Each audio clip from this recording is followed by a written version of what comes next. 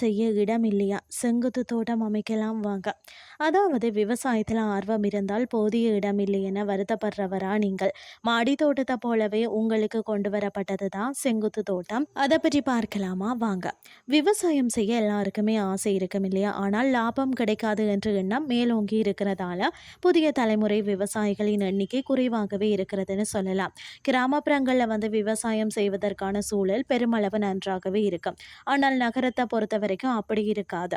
அடுக்குமாடி குடியிருப்புகள் நகர வாசலை பெருமளவு ஆக்கிரமித்து விட்டன. இருப்பினும் நகரவாசிகளுக்கும் விவசாய உணர்வை தந்தது மாடி தோட்டம் தான். அதாவது மாடி தோட்டத்தின் அருமை புரிந்த பிறகு சென்னை உள்ளிட்ட பல நகரங்களை சேர்ந்த மக்கள் வீட்டு மொட்டை மாடியில அவங்களால் இயன்ற முடிந்த அளவிற்கு காய்கறிகளை விளைவிக்க தொடங்கினார்கள்.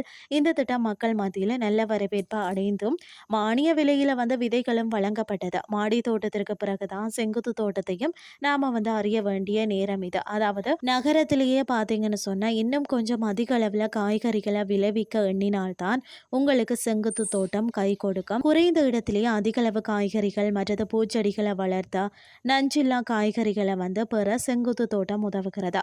மேலும் இந்த தோட்டம் இருக்கும் இடத்துல காற்றின் தரம் மேம்படும். கொத்தமல்லி, புதினா, வெங்காயம், முள்ளங்கி மற்றது கீரைகள் செங்குத்து தோட்டத்திற்கு மிகவும் ஏற்ற காய்கறி பயிர்களாகவும் இருக்கிறது. யூவி கதிர்வீச்சு பாதுகாப்பு கொண்ட MS பிரேம் செங்குத்து தட்டையின் அகலம் பார்த்தீங்கன்னா 25 மில்லிமீட்டர் மற்றது தடிமன் 3 மில்லிமீட்டர் ஆக இருக்கணும்.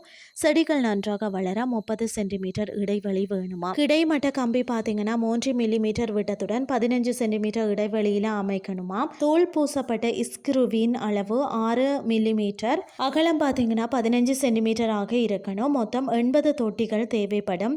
தேங்காய் நார் கழிவு 80 வீதம், செம்மண் 10 வீதம், மண்புழு உரம் 5 வீதம் மற்றது பெரிலைட் 5 வீதம் மற்றது தேவையான அளவு இயற்கை உரங்களை கொண்டு செடிகளுக்கான வளர்ப்பு ஊடகத்தை தயார் செய்யணும். தேர்வு செய்த காய்கறிகளின் விதைகளை இந்த மண்ணற்ற வளர்ப்பு ஊடகத்தில் பயன்படுத்தணும். பிறகு தொடர்ந்து முறையாக பராமரித்து வந்தோம்னு சொன்னால் வெகு விரைவிலேயே நஞ்சற்ற காய்கறிகளை நம்மளால் அறுவடை செய்ய முடியும். இன்றைய கிறிஸ்டி உங்களுக்கு பிரயோசனமாக அமைஞ்சிருக்கும்னு சொல்லி நான் நம்புகிறேன். இதே மாதிரி மற்றும் ஒரு கிறிஸ்டின் வாயிலுக்கு உங்களை சந்திக்கிறேன். நன்றி.